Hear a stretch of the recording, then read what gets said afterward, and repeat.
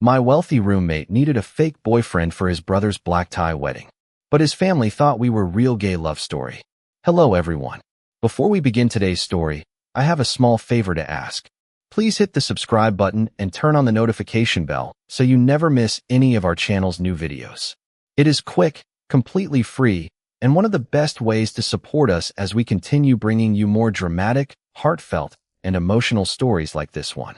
Your support truly means the world to us. And tell me, where are you watching from today? Leave your city or country in the comments below. Thank you very much for being here.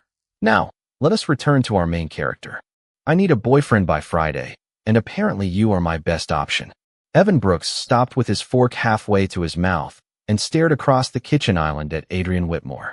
For several seconds, the only sound in their Manhattan apartment was the refrigerator humming behind him. I am sorry, Evan said slowly. Could you repeat that in a way that does not sound like the beginning of a terrible decision? Adrian remained perfectly composed. That was irritatingly normal. He wore a charcoal dress shirt with the sleeves rolled neatly to his forearms, his expression calm enough to suggest he had just asked Evan to water a plant. My brother Nathan is getting married this weekend. I remember. I bought him a card. It is a black tie wedding in Newport. I also remember the part where your family owns enough coastline to have opinions about yachts. Adrian ignored that. He lifted a garment bag from the chair beside him and placed it across the counter. Evan stared at it suspiciously. What is that? A tuxedo. Of course it is. Evan set down his fork. Why is there a tuxedo in my kitchen? Our kitchen. Do not use shared property language while trying to recruit me into whatever this is. Adrian almost smiled. Almost. My family expects me to bring someone. Then bring someone. I am trying. Evan blinked. Then he pointed at himself. Oh, absolutely not. Adrian folded his arms. You have not heard the proposal. The tuxedo is the proposal. Their lives had been colliding like this for 14 months. Evan worked as an event coordinator for a nonprofit, tracked grocery prices, called his mother every Sunday, and considered $8 delivery fees a personal insult. Adrian came from the Whitmore family, owned the apartment they lived in, and once admitted he had no idea how much a gallon of milk cost. They should have been incompatible. Instead, Adrian made coffee every morning because Evan was barely conversational before caffeine, and Evan cooked dinner because Adrian's definition of cooking involved putting cheese on crackers. Somehow, without discussion, they had built a routine. A comfortable one. A dangerous one, Evan suddenly thought. 3 days, Adrian said. Friday through Sunday. You come to Newport as my boyfriend, attend the wedding events, smile at my relatives, and then we return home. You make fake dating sound like jury duty. I am trying to make it sound manageable. Evan studied him. Adrian adjusted his cuff. There it was. The tiny habit he had whenever he was nervous. Most people probably never noticed. Evan always did. Why are you nervous? Adrian's hand stopped. I am not. You are touching your cuff. That proves nothing. It proves 14 months of observational research. Adrian looked away toward the windows. Manhattan glittered beyond the glass, all distant headlights and illuminated towers. Suddenly, Evan's amusement faded. What is really going on? He asked. Adrian was silent long enough for the question to become heavier. My family asks questions, he finally said. They notice things. I would rather not spend the weekend explaining my personal life. So you want me to become your personal life? Temporarily. Evan looked at the tuxedo again. Why me? You know hundreds of people. You could probably hire an actor who knows which fork to use at dinner. You know which fork to use. I watched a video. Adrian smiled faintly, then grew serious. I do not want an actor. Then what do you want? Adrian met his eyes. The answer came without the polished confidence Evan was used to hearing. Someone I trust. Evan said nothing. Adrian continued quietly. Someone who already knows who I am when nobody is impressed by the Whitmore name. The joke Evan had been preparing disappeared. And that person is me? Yes. Why? Adrian's expression softened.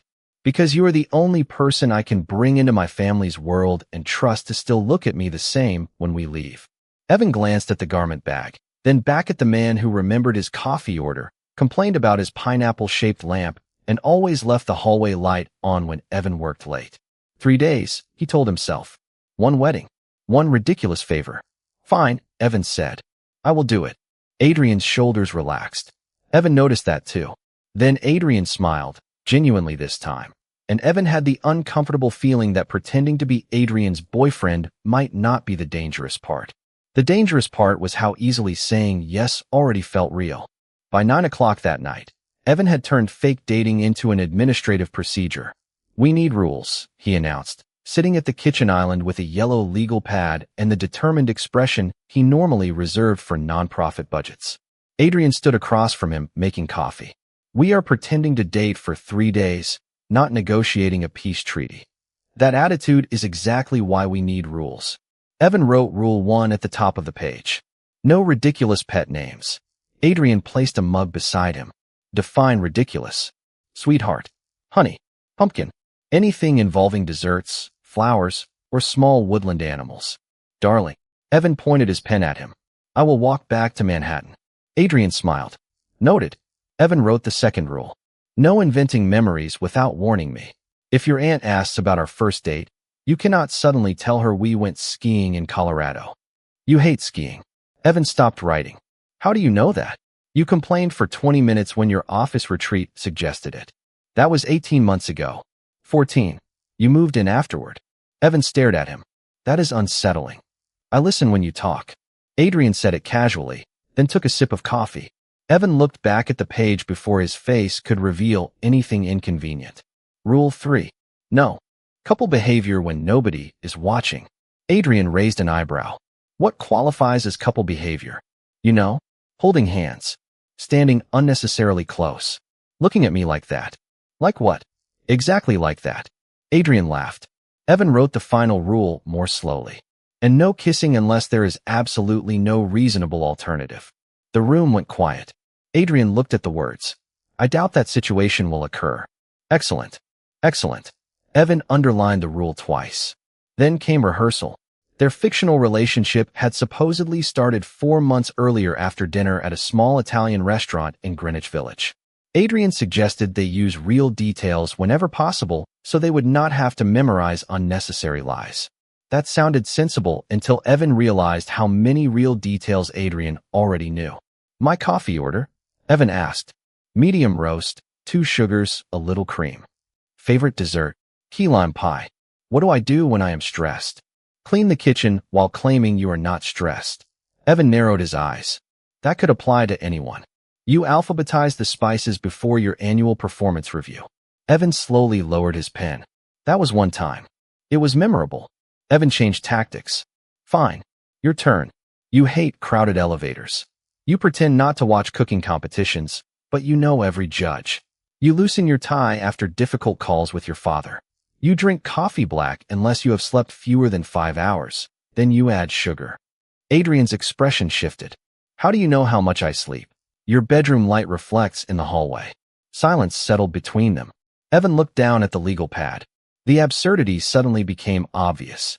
They had spent nearly an hour preparing to convince strangers that they knew each other intimately, only to discover that almost nothing required invention. Adrian knew Evan called his mother every Sunday afternoon. Evan knew Adrian left the television on quietly when the apartment felt too empty. Adrian knew Evan worried about money without ever mentioning it. Evan knew Adrian became unusually formal whenever something frightened him. "This is a problem," Evan said. "What is?" "We are suspiciously good at this." Adrian leaned against the counter. "Maybe we are prepared." Prepared people memorize facts. "We apparently conduct long-term surveillance." Adrian smiled, but his eyes remained thoughtful. Evan tapped the legal pad. "Tell me something I do not know about you." The smile disappeared. For a moment, Adrian looked toward the dark Manhattan skyline. "There are plenty of things." Evan heard the distance in his voice and immediately understood that he had reached a locked door. He did not push. Adrian picked up the tuxedo bag and handed it to him. "Try this on tonight. We leave at 10 tomorrow morning." Evan accepted it. Their fingers briefly touched on the hanger, and neither moved immediately. "You can still change your mind," Adrian said. Evan looked at him, at the man who remembered his coffee, his work retreat, his mother's Sunday calls, and apparently every small habit Evan had assumed nobody noticed. "I know." He took the tuxedo. "I am still going." Adrian's relief appeared in the smallest smile. Evan carried the garment bag toward his room, suddenly thinking about Rule 3. No couple behavior when nobody was watching. It had seemed like the easiest rule when he wrote it. Now he was beginning to wonder whether they had already been breaking it for 14 months. The first thing Evan noticed about the Whitmore estate was that Adrian had lied by calling it a house. Nearly 4 hours after leaving Manhattan, Adrian turned through tall iron gates and followed a curved driveway bordered by hydrangeas and old trees. Beyond them stood a sprawling gray-shingled estate overlooking the Atlantic Ocean, with broad windows catching the afternoon light and a lawn so perfect Evan suspected each blade of grass had signed a contract. You said your family had a place in Newport. Adrian kept driving. They do. This is not a place. This is a small government with landscaping. Adrian sighed. Please behave. I am behaving. My financial insecurity is screaming internally. Adrian parked near the front entrance, but Evan did not move. Guests crossed the lawn in polished shoes and elegant summer clothes. Staff carried flowers through open doors. A row of expensive cars curved around the drive. Suddenly, Evan became aware of everything about himself that had seemed perfectly adequate that morning. His department store shoes, his nonprofit salary, the overnight bag he had owned since college. Maybe this was a bad idea, he said. Adrian turned toward him. What changed? I just discovered your childhood home has more windows than my entire elementary school. Evan, I am serious. These people are going to know I do not belong here. Adrian's expression softened. You came with me. That means you belong here. Before Evan could argue, Adrian stepped out of the car. A woman in an ivory blouse appeared at the top of the stone steps. She had Adrian's composed posture, but none of his emotional caution. Adrian. She hugged him warmly, then immediately turned to Evan. You must be Evan. Yes, ma'am. Claire, please. She hugged him before Evan could decide whether rich families had special rules about hugging. I have heard almost nothing about you, she said brightly, which means my son considers you important. Mother. Adrian sounded genuinely embarrassed. Evan decided he liked Claire immediately. Inside, family photographs covered the walls between paintings and tall windows overlooking the water. Evan was still trying not to stare when a man about Adrian's age came down the staircase. There he is. Nathan Whitmore hugged his brother, then offered Evan a broad smile. And finally, the mysterious boyfriend. Evan's brain paused at boyfriend. Adrian's hand settled lightly against the middle of his back. The gesture was supposed to be part of the performance. Evan reminded himself of that twice. Congratulations, Evan said. Thanks. And thank you for getting Adrian here without an argument. I do not argue, Adrian said. I decline efficiently. That is true, Evan replied. Nathan laughed, and something inside Evan relaxed. The afternoon became a blur of introductions. Cousins, aunts, family friends. Every time conversation drifted toward private clubs, investments, or vacations Evan could barely imagine, Adrian redirected it naturally. Evan organizes community fundraising events, he told one relative. Last year his team funded an entire after-school program. Evan glanced at him. Adrian sounded proud. Not performatively proud. Actually proud. Later, Evan escaped to the terrace for air. The Atlantic stretched beyond the lawn, blue-gray beneath the lowering sun. He had been alone for less than a minute when Adrian appeared beside him, holding sparkling water. You disappeared. I moved 30 feet. You disappeared 30 feet. Evan accepted the glass. Your family is surprisingly normal. Do not tell them that. They work hard on their reputation. Evan smiled. Your mother likes me. She does. Nathan likes me. Unfortunately. Evan laughed, then noticed Adrian watching him. Not the room. Not the guests. Him. That evening, during the welcome dinner, Evan reached for his water and accidentally brushed Adrian's hand beneath the table. He started to pull away. Adrian quietly turned his palm upward and took Evan's hand instead. Across the table, Claire noticed and smiled before returning to her conversation. Evan told himself the gesture was necessary. This was the job. This was why he had come. Then Adrian's thumb moved gently across his knuckles, absent-mindedly, when nobody seemed to be watching. Evan looked at their joined hands beneath the table and remembered Rule 3. No couple behavior without an audience. For the first time, he wondered whether Adrian had forgotten the rule or whether neither of them had ever understood what it was supposed to protect them from. By breakfast the next morning, Evan had learned that the Whitmore family considered 10 people around one table a quiet meal and considered his relationship with Adrian completely open for discussion. So, Claire asked while pouring coffee. Which one of you made the first move? Evan nearly dropped his fork. Across the table, Adrian looked suspiciously calm. Evan did. Evan slowly turned toward him. Did I? You asked to borrow my phone charger 3 times during your first week in the apartment. Because you kept taking mine. Adrian lifted his coffee. I was creating opportunities. Nathan laughed. That might be the least romantic strategy one have ever heard. It worked, Adrian replied. Evan tried not to smile. That was becoming increasingly difficult. After breakfast, the estate transformed into a carefully organized storm of wedding preparations. Florists crossed the lawn carrying white arrangements. Tables appeared beneath a terrace canopy. Relatives moved between rooms discussing schedules and seating charts. Evan escaped outside for several minutes of peace, only for Nathan to join him at the railing overlooking the Atlantic. You doing all right? Nathan asked. I have learned more about formal table settings in 24 hours than I expected to learn in my lifetime. Nathan smiled. Adrian likes you. Evan glanced sideways. I would hope so. We share a refrigerator. That is not what I meant. Evan's stomach tightened. Nathan looked toward the house, where Adrian was speaking with Claire through the open terrace doors. My brother is good at looking comfortable when he is not. He has been doing it since we were kids. And, around you, he forgets. Before Evan could ask what that meant, Nathan was called away by the wedding coordinator. The comment stayed with him. That evening, Evan stood before the guest room mirror wearing the tuxedo Adrian had brought from Manhattan. It fit almost perfectly. Adrian appeared in the doorway already dressed for the rehearsal dinner, stopped, and stared for 1 second too long. What? Evan asked. Nothing. That was definitely not nothing. Adrian stepped closer. Your bow tie is crooked. I watched 3 tutorials. Apparently you needed 4. Adrian carefully straightened it. His fingers worked near Evan's collar while Evan concentrated intensely on breathing normally. There was nobody else in the room. No audience. Rule 3. Adrian finished, but did not immediately step back. You look good, he said quietly. Evan's humor disappeared for half a heartbeat. You too. At dinner, Evan survived conversations about sailing, college traditions, and summer travel without accidentally exposing himself as a fake boyfriend. Then his elbow caught his wine glass. Red wine spilled across the front of his tuxedo jacket. Evan jumped up. Oh no. He grabbed a napkin. Adrian, how much did this cost? Evan, I can pay for cleaning. If it needs replacing, I might require a payment schedule and possibly a second career. Adrian stood beside him. Forget the jacket. Are you all right? Evan stared at him. It is wine, not a natural disaster. Then there is no problem. This suit probably costs more than my monthly rent. Adrian took the napkin gently from Evan's hand. It is replaceable. That is easy for you to say. Adrian's expression changed. Maybe, but you are not. The words quieted Evan immediately. Adrian seemed to realize what he had said only after saying it.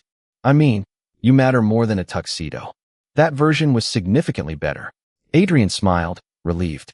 Across the table, Claire watched them with unmistakable warmth.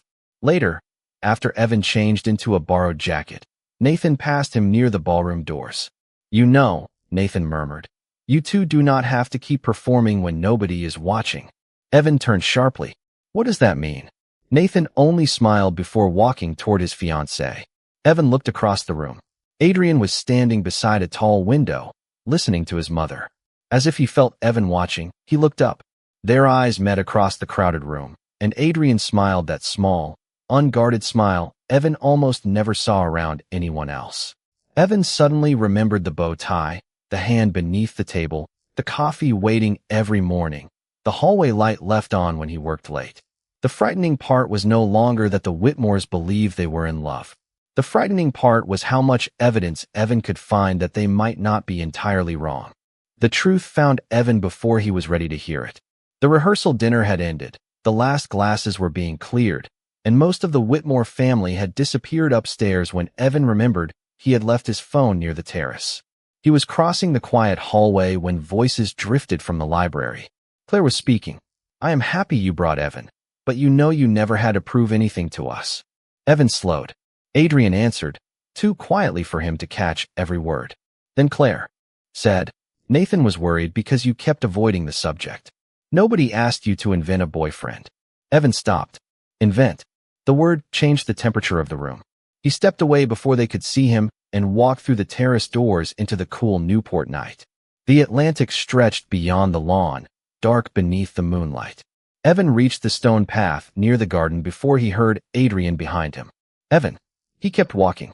Evan, wait. Evan finally turned. Your family already knew. Adrian's expression tightened. Knew what? That you were gay? They accept you. Nobody demanded that you bring a boyfriend. Nobody needed proof that you were happy. Adrian was silent. That silence answered too much. You let me think this weekend was necessary, Evan said. It felt necessary. That is not the same thing. Adrian looked toward the ocean. For once, he had no polished answer ready. Years ago, I brought someone here, he said. His name was Daniel.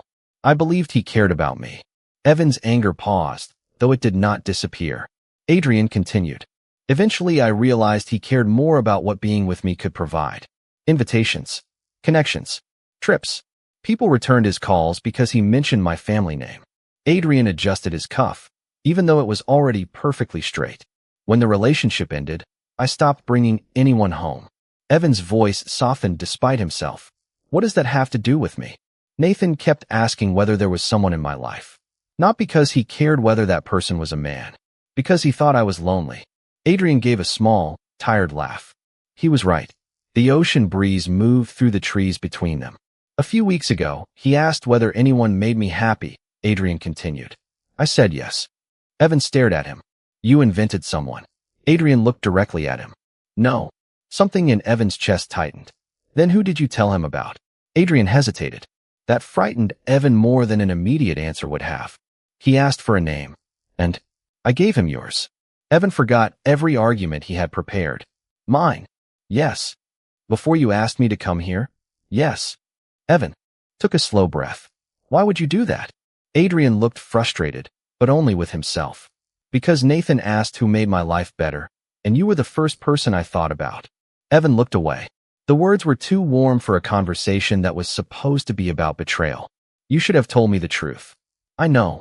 You should have trusted me enough to let me decide with all the facts. I know that too. Evan faced him again. Then tell me now. Why me? Adrian's composure finally broke into something simpler and more vulnerable. Because you are the first person in years who has never wanted anything from me except to replace the groceries I finish and stop stealing your phone charger. Evan almost laughed, which only made everything worse. Adrian stepped no closer. I thought if I called this fake, I could bring you here without having to examine why saying your name to Nathan felt so natural. Evan's throat tightened. And now, Adrian held his gaze. Now every time someone calls you my boyfriend, I have to remind myself that they are technically wrong. The word technically hung between them. Evan could have asked the question waiting behind it, but tomorrow was Nathan's wedding, and his emotions already felt too large for one night. I will stay through the wedding, he said. I promised you that. Adrian nodded. Thank you. But after that, no more pretending. Adrian's eyes remained on his. All right. Evan turned toward the house, then stopped when Adrian spoke again. For what it is worth, Evan, the lie was never that you mattered to me. Evan did not turn around. He was suddenly afraid Adrian would see how much that sentence mattered to him. He walked back toward the warm lights of the estate, knowing the rules had changed. Tomorrow they would still play boyfriends for everyone else. The problem was that Evan no longer knew which part of them was the performance. The wedding morning arrived bright and clear, but Evan felt as though he had carried last night's conversation straight into the sunlight. He and Adrian were perfectly polite at breakfast. Too polite. Adrian passed him the coffee without asking how he took it because, of course, he already knew. Evan thanked him like they were co-workers sharing a conference table instead of roommates who had spent 14 months memorizing each other's habits. By late afternoon, rows of white chairs faced the Atlantic. Flowers moved gently in the ocean breeze, and Nathan stood beneath a simple arch waiting for his bride. Evan sat beside Adrian near the front. As the ceremony began, Adrian leaned closer. Nathan is going to cry. Evan glanced at him. He looks fine. 20 seconds. You timed your brother's emotions? I know my brother. 17 seconds later, Nathan wiped his eyes. Evan fought a smile. You were wrong. By 3 seconds. A devastating failure. Adrian smiled, and for a moment the tension between them disappeared. Then Evan remembered that tomorrow they would return to Manhattan, and the agreement would end. The reception moved inside beneath warm chandeliers and tall windows overlooking the darkening water. Evan was getting sparkling water when an older family acquaintance named Richard approached. They had been introduced briefly the previous afternoon. "Enjoying the weekend?" Richard asked. "Very much. And you work for a nonprofit, correct?" "I coordinate fundraising events." Richard nodded with polite interest. "Admirable work. Being close to Adrian must open some interesting doors for you." Evan understood the implication immediately. "My career existed before I met Adrian." "Of course. I only mean the Whitmore name creates opportunities most people never receive." Evan felt the old insecurity rise again, sharp and familiar. Before he could answer, Adrian appeared beside him. "Richard." His voice was calm. Richard smiled. "We were discussing Evan's work." "Then you should know he built his career without me." Richard's expression shifted. "I meant no offense." "I am sure you did not." Adrian remained composed, but Evan recognized the firmness beneath his voice. "Still, Evan does not need my family name to make him important." Nearby conversations softened. Evan wanted to disappear and stay exactly where he was at the same time. Adrian continued. "He organizes programs that help families he may never meet. He remembers every volunteer's name. He calls his mother every Sunday. He gives his time when he barely has any left. And when someone has a difficult day, he notices before they have to ask for help." Evan stared at him. None of that belonged to their fake relationship. Those were details Adrian had collected when nobody was watching. Richard gave a small nod. "I understand." He excused himself, leaving Evan and Adrian beside the ballroom windows. "You did not have to do that," Evan said quietly. Adrian looked genuinely puzzled. "Yes, I did." "Why?" "Because he was measuring you with the wrong things." Evan glanced down at his tuxedo. "Money matters, Adrian." "Of course it does. It pays rent. It buys food. It creates security. Pretending otherwise would be insulting." Adrian paused. "But it does not determine whether someone deserves respect." Evan looked at him. Adrian's voice softened. "I spent years wondering whether people saw me or my last name. I will not stand beside you while someone makes you wonder whether your bank account is the most interesting thing about you." Something inside Evan shifted. All weekend, he had assumed Adrian's world was judging him, but Claire had welcomed him. Nathan had trusted him. Adrian had spoken about his work with pride. Maybe some of the judgment Evan feared had come from his own expectations. "I think I owe your family an apology," Evan admitted. "For what?" "I assumed everyone here would look down on me." Adrian smiled faintly. "Some people might." "That is reassuring." "People are people, Evan. Wealth does not automatically make them cruel any more than lacking it automatically makes someone kind." Evan nodded slowly. Across the ballroom, Nathan raised a glass, calling everyone together for the first toast. Adrian started toward their table, then stopped and looked back. He did not offer his hand. He gave Evan the choice. Evan looked at the distance between them, then stepped forward and took it anyway. This time nobody had asked them to perform. This time Evan knew exactly what he was doing. The music changed after 10 o'clock, and Evan immediately decided slow songs were a terrible invention. The ballroom had softened into golden light and quiet conversation, with couples moving beneath the chandeliers while the Atlantic disappeared into darkness beyond the windows. Evan stood near the terrace doors when Adrian approached him. "Dance with me." Evan looked toward the dance floor. "Is this part of the agreement?" "No." One word, and suddenly the question felt entirely different. Evan looked back at him. "Then why are you asking?" Adrian held out his hand. "Because I want to." Evan remembered every rule they had written in Manhattan. He also remembered taking Adrian's hand earlier without anyone asking him to.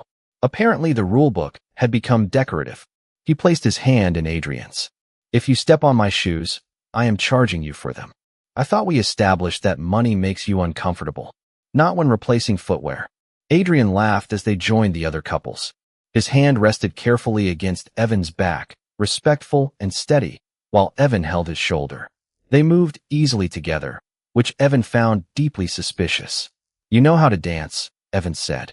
"My mother insisted on lessons." "Of course she did." "What did your mother insist you learn?" "How to change a tire, balance a checkbook, and never pay full price for cereal." Adrian smiled. "Your education was more practical. Can you change a tire?" "No." Evan looked delighted. "Finally, a problem your trust fund cannot solve. I could call roadside assistance." "That is not the same thing." They laughed, and for several seconds, Evan forgot everything complicated between them. Then he noticed something. Nobody was watching. Claire was speaking with relatives. Nathan was across the room with his bride. There was no audience to convince. Still, Adrian had not stepped away. Neither had Evan. Are we still pretending? Evan asked. Adrian's smile slowly faded. He did not avoid the question this time. I do not know when I stopped. Evan's breath caught. Adrian continued, quieter now. Maybe before this weekend. Maybe before I ever said your name to Nathan. Evan looked down briefly. That should make this easier. Does it? No. Adrian waited. Evan appreciated that about him. When something mattered, Adrian could be remarkably patient. You spent years worrying that someone might want your money instead of you, Evan said. I understand that now, but I am afraid of something different. Tell me. Evan glanced around the beautiful ballroom. If this becomes real, all our differences become real too. Your family has houses like this. I check my bank account before ordering takeout. That does not matter to me. It matters to me. Adrian became still. Evan forced himself to continue. And if we try this and it fails, I do not just lose a boyfriend. I lose my roommate.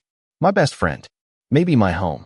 Adrian's expression softened with something almost painful. Evan, you think that apartment became your home because I own it? Evan said nothing. Before you moved in, it was expensive furniture and rooms I barely used, Adrian said. Then you brought in that ridiculous pineapple lamp.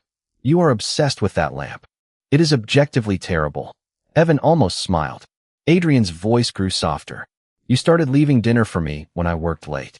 You filled the refrigerator with food that required actual cooking. You complained about my thermostat settings. You made that apartment feel lived in. He paused. You made it a home for me too. The words settled between them as the music continued. Evan swallowed. What are you afraid of? Adrian answered immediately. Tomorrow. Tomorrow. We go back to Manhattan. The wedding is over. The agreement ends. You stop holding my hand, and I am supposed to act relieved that everything is normal again. Evan looked into his eyes. Would you be? No. There was no hesitation. No joke. No performance. Evan could have moved closer. Instead, he rested his forehead gently against Adrian's for one quiet moment. Adrian closed his eyes, but asked for nothing more. When the song ended, they slowly stepped apart. Nothing had been solved. They had made no promises. Yet as they walked toward the terrace together, Evan understood that honesty did not always remove fear. Sometimes it simply gave two people enough courage to remain beside each other while they were still afraid. The drive back to Manhattan on Sunday afternoon was so painfully polite that Evan started missing the Whitmore family's questions. Adrian asked whether the car temperature was comfortable. Evan said it was. Evan asked whether Adrian wanted coffee.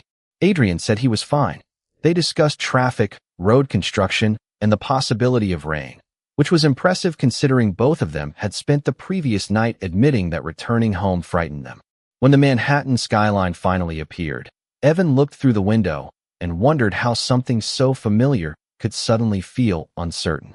Their apartment was exactly as they had left it. Evan's sneakers sat crooked near the entryway. His pineapple lamp remained proudly offensive in the living room. 2 coffee mugs waited beside the sink. Nothing had changed, except everything had. Adrian placed his overnight bag near the couch. I suppose the agreement is officially over. Evan hated how much the sentence hurt. I suppose so. Adrian nodded. Good night, Evan.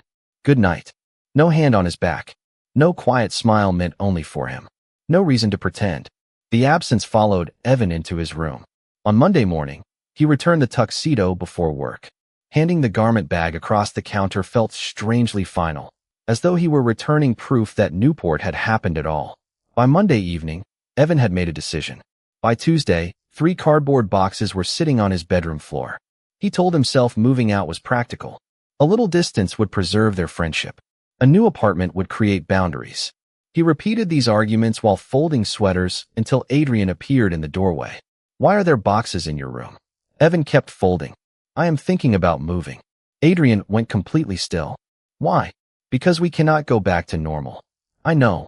And staying here while we figure out whatever this is feels impossible. Adrian stepped into the room, then stopped several feet away. If this is about rent, I can lower it. Evan closed his eyes. Please do not. Do not what? Solve this with money. Adrian's expression changed immediately. Evan regretted the sharpness of his voice, but Adrian nodded. You are right. That surprised him. Adrian looked at the boxes. Money is the tool, I understand. It creates options. It removes practical problems. I keep forgetting that not every problem is practical. Evan set down the sweater. I am not angry that you have money. I know. I am afraid of depending on something that belongs to you. Adrian looked around the room. You mean the apartment? I mean all of it. If we become something more and it ends badly, what happens? Do I lose you and my home on the same day? Adrian absorbed that quietly. Then he adjusted his cuff before realizing he was wearing a sweater with no cuffs. Evan almost smiled. I cannot promise relationships never fail, Adrian said. And I cannot promise we will never hurt each other's feelings. But I can promise I will never use this apartment, my money, or anything else I own to control whether you stay in my life. Evan looked at him. Adrian continued. Before you moved in, this place was somewhere I slept. You filled it with groceries, terrible lamps, noise, and actual dinners. The lamp is staying with me if I move. That is devastating news. Evan laughed despite himself. Adrian smiled, then became serious again. I do not want to offer you cheaper rent. I do not want to offer you anything money can buy. He paused. I want to ask you to stay because I am happier when you are here. Evan's throat tightened. That is not fair. Why? Because that is much harder to refuse. Adrian gave a quiet laugh. You do not have to answer tonight. He turned toward the hallway. For once, he did not negotiate or try to fix anything. Adrian. He stopped. Evan looked at the open box, then slowly took out the sweater he had just packed. We still need to talk. Adrian nodded. Whenever you are ready. Evan returned the sweater to his dresser. Then another. Then another. By midnight, all 3 boxes were empty. Neither man called it a decision, but Evan slept better than he had since Newport. On Wednesday evening, Evan came home to the smell of something that was either dinner or a sincere apology to the fire alarm. He stopped in the kitchen doorway. Adrian stood at the stove wearing an apron over a pale blue shirt, staring suspiciously at a saucepan. Should I call someone? Evan asked. Adrian looked over his shoulder. Dinner is almost ready. That did not answer my question. Sit down. Evan noticed the table. No flowers. No expensive wine. No restaurant delivery arranged on porcelain plates. Just pasta, salad, bread, 2 glasses of water, and a slightly uneven bowl of sauce that Adrian had clearly made himself. Evan sat. You cooked. I followed instructions. That is not the same thing. You are being remarkably critical for someone receiving free food. I am assessing risk. Adrian smiled, but nervousness remained behind it. They ate. The pasta was slightly overcooked. The sauce needed salt. Evan loved every imperfect bite because he understood what Adrian was doing. This was not a Whitmore solution. Money had not arranged the evening. Adrian had. When their plates were nearly empty, Adrian set down his fork. I owe you an answer. Evan looked at him. To what? To everything we have spent the last week avoiding. The humor disappeared from the room. Adrian glanced around the apartment. Before you moved in, I thought home was an address. A very expensive address, apparently, according to you. Objectively expensive. Then you arrived with 6 boxes, a coffee maker that sounded like farm equipment, and the pineapple lamp. Evan pointed his fork at him. Leave the lamp out of this. Adrian laughed softly. You filled the refrigerator. You left dinner for me when I worked late. You complained when I skipped breakfast. You called me unreasonable when everyone else simply agreed with me. You are unreasonable surprisingly often. I know. Adrian's expression softened. Somewhere in all those ordinary days, you became the person I wanted to come home to. Evan stopped smiling. Adrian continued. At Nathan's wedding, I finally understood why pretending felt so easy. I was not creating feelings for a performance. I was using the performance to avoid admitting feelings that were already there. Evan's heart seemed to forget its usual rhythm. What are you admitting now? Adrian held his gaze. No family. No ballroom. No agreement protecting either of them. I love you, Evan. The apartment became impossibly quiet. Evan looked down at the table, then back at Adrian. You understand this will not magically solve everything. Yes. I am still paying rent. I expected nothing less. And if you ever try to buy me a car because mine makes a strange noise, I will return it. What kind of strange noise? Not the point. Adrian smiled. Evan took a breath. Our lives are different. Then we learn how to share them without asking either person to become smaller. That answer settled somewhere deep. Evan realized he had spent days waiting for certainty when certainty had never been the requirement. Trust was. Choice was. Showing up was. Then ask me again, Evan said. Adrian blinked. Ask you what? The question that started this disaster. Understanding slowly crossed Adrian's face. Evan Brooks, will you be my boyfriend? Evan pretended to think. For 3 days? I was hoping for significantly longer. Do I have to wear another rented tuxedo? Never. Then yes. Adrian's smile appeared slowly, completely unguarded. Evan reached across the table and took his hand. 3 months later, they returned to Newport for Claire's birthday dinner. This time, Evan wore his own suit. Nobody rehearsed stories in the car. Nobody established rules. Halfway through dinner, Claire noticed Adrian holding Evan's hand beneath the table and smiled. For the record, she said, I suspected your arrangement before the wedding even started. Evan nearly dropped his fork. You knew? Nathan laughed. By the reception, everyone knew. Adrian looked offended. We were convincing. That was exactly the problem, Claire said. You remembered to act like boyfriends when people were watching. You forgot to stop when they were not. Evan looked at Adrian, and suddenly every small moment returned to him. Morning coffee, the hallway light, the hand beneath the table, the empty cardboard boxes, the imperfect pasta. Adrian squeezed his hand. Once, that gesture had been part of a story they were telling everyone else.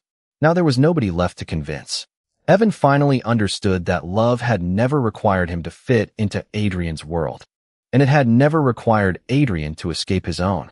They simply had to build something honest between them, a place made from trust, respect, ordinary kindness, and the courage to be fully known.